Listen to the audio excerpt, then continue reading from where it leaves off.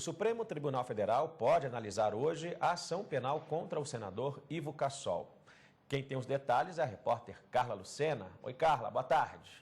Olá, Fred. Boa tarde para você, boa tarde a todos. O senador Ivo Cassol, do PP de Rondônia, e mais 8 pessoas estão sendo acusados de supostamente terem fraudado licitações entre 1998 e 2002, época em que o parlamentar era prefeito de uma cidade do estado. Empresas de pessoas ligadas a Cassol teriam sido beneficiadas. Pesa também contra eles, Fred, a acusação de formação de quadrilha. O processo chegou aqui no Supremo em 2011, a defesa alega que nega essas acusações e alega também que os crimes podem prescrever. A relatora dessa ação penal é a ministra Carmen Lúcia. Fred.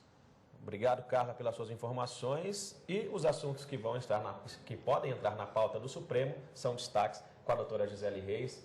Obrigado pela participação, doutora. Boa tarde. A gente está falando aí dessa ação penal de um parlamentar. Quais são as penas possíveis no caso aí do Ivo Cassol? Boa tarde, Fred. Boa tarde a todos. Neste caso, inclusive, é o primeiro item da pauta. Consta, então, na pauta de julgamentos essa ação penal, a 565, e dentre as acusações que constam na ação penal, na denúncia que foi oferecida, está o crime de formação de quadrilha, que no Código Penal está previsto no artigo 288 e tem uma pena de 1 a 3 anos. Além deste crime, há também o argumento de que houve uma suposta prática de fraude em processo licitatório. Qual seria a conduta? De que houve algum ajuste, algum comportamento dos acusados no sentido de impedir que se desse resguardo ao processo competitivo que é próprio de processos licitatórios. A pena prevista na Lei de Licitações para este crime, que está no artigo 90, é de 2 a 4 anos. A Carla Lucena nos trouxe a informação de que a defesa do senador nega, né, as acusações. Quais são os argumentos que eles estão usando? A defesa, além da questão da prescrição, existe também o argumento de que há algumas irregularidades, como, por exemplo, as investigações que foram conduzidas pelo Ministério Público. Também seriam nulas as quebras de sigilo bancário e sigilo fiscal que teriam sido determinadas.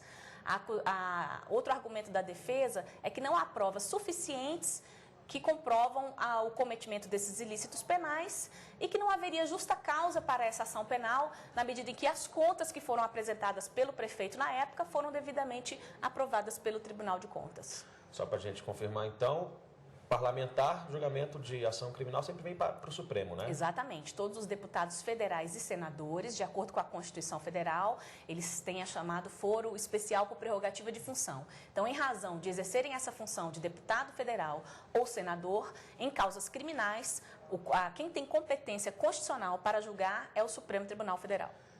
E na pauta de julgamento também está uma ação direta de inconstitucionalidade.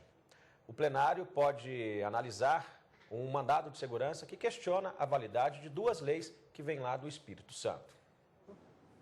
A ação direta de inconstitucionalidade foi ajuizada pelo Procurador-Geral da República, alegando que as leis, ao permitir o uso dos carros apreendidos pelas polícias, são inconstitucionais, porque o Estado não teria competência para legislar sobre trânsito. As 2 leis estaduais do Espírito Santo determinam que os carros apreendidos só poderiam ser usados pelas polícias civil e militar após vistoria, exame pericial e quando o dono não for conhecido. A Assembleia Legislativa do Estado informou que as 2 leis tratam de segurança pública e que, por isso, seriam de competência do Estado legislar sobre o assunto. Em maio, os ministros começaram a julgar a ADI.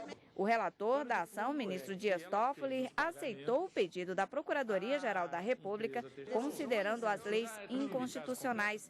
Por enquanto, a votação está empatada. Hoje, o ministro Roberto Barroso deve votar na conclusão do julgamento. Bom, doutora Gisele, falando mais sobre esse assunto, né, essa ação de inconstitucionalidade. A gente já conversou sobre ela aqui há certo tempo. Como que a legislação brasileira, de um certo modo, admite a utilização de produtos apreendidos como dessa forma, né, vindos de ações criminosas?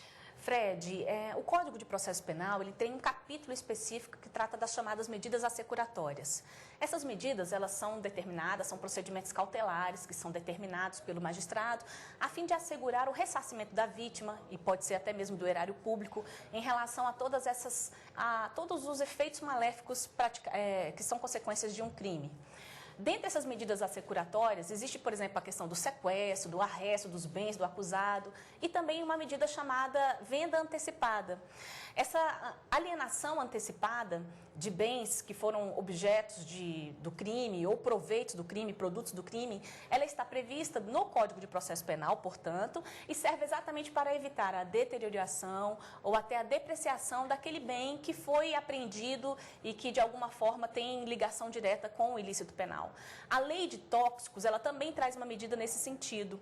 E também prevê, por exemplo, que até os veículos, aeronaves e embarcações que forem apreendidas e que estão aí sob a guarda da Polícia Judiciária, que eles poderão ser utilizados desde que haja um interesse público fundamental, relevante e que haja uma autorização judicial nesse sentido. Então, na nossa legislação, existem algumas possibilidades, sim, tanto da alienação antecipada como da utilização. Se já existem esses casos, então, por qual razão essa lei estaria ofendendo a Constituição Federal? De acordo com a ação direta de inconstitucionalidade, haveria aí uma questão de competência legislativa, né? O Estado não teria competência para legislar sobre essa matéria que foi tratada na lei. Então, esse foi um entendimento, inclusive, do ministro relator, o ministro Dias Toffoli. Ele entende pela procedência da ação direta de inconstitucionalidade, ou seja, ele entende que as duas leis do Espírito Santo, elas são inconstitucionais. Já os ministros que votaram divergindo do ministro relator entendem que não, que essa matéria está dentro da competência legislativa do Estado por tratar de normas de administração. A votação, como nós vimos na reportagem da Carolina, está empatada e aguardando o voto, então, do ministro recém-possado Luiz Roberto Barroso. E agora sim, doutora Gisele, um mandado de segurança sobre a validade de aposentadoria de anistiadas do Ministério da Educação pode voltar hoje a julgamento no plenário, com o voto do ministro Teori Zavascki. O Tribunal de Contas da União já havia negado o pedido das servidoras públicas. Para o TCU, as aposentadorias foram infundadas. Já as beneficiadas entendem que a decisão não poderia ser revista. O artigo 54 da Lei 9784 prevê que os atos administrativos só poderão ser anulados no prazo de 5 anos a contar da prática do ato, salvo comprovado má-fé. No mandado de segurança, as servidoras tentam demonstrar o reconhecimento da anistia em casos semelhantes. Mas, ao analisar o processo em 2007, o relator, ministro Marco Aurélio, afirmou que as autoras não teriam vínculo efetivo ou permanente com o Ministério da Educação, porque participavam de um programa temporário e que não daria o direito à aposentadoria. O mandado de segurança deve voltar ao julgamento do plenário com o voto do ministro Teori Zavascki, que assumiu a cadeira deixada pelo ministro aposentado César Peluso, que pediu vista dos autos. Doutora Gisele, a gente viu ali na reportagem da Carolina Chaves o termo anistia. Que anistia é essa? Ao contrário, Fred, do que normalmente a gente está acostumado a ouvir, anistia sempre relacionada a perdão de crimes, neste caso em especial, trata de um dispositivo que está no ato das disposições constitucionais transitórias, em que aquelas pessoas que por volta de 1946 até a promulgação da Constituição Federal, elas foram atingidas, elas foram exoneradas ou demitidas dos empregos públicos ou dos cargos públicos que ocupavam por medida extremamente política, em razão de golpe militar, motivação exclusivamente política, elas foram anistiadas, ou seja, aqueles atos de demissão e exoneração, eles foram revistos e elas foram reintegradas no serviço público. Então, a anistia, nesse caso, ela está relacionada com essa questão de ser readmitido ao serviço público em razão de uma conduta eminentemente política.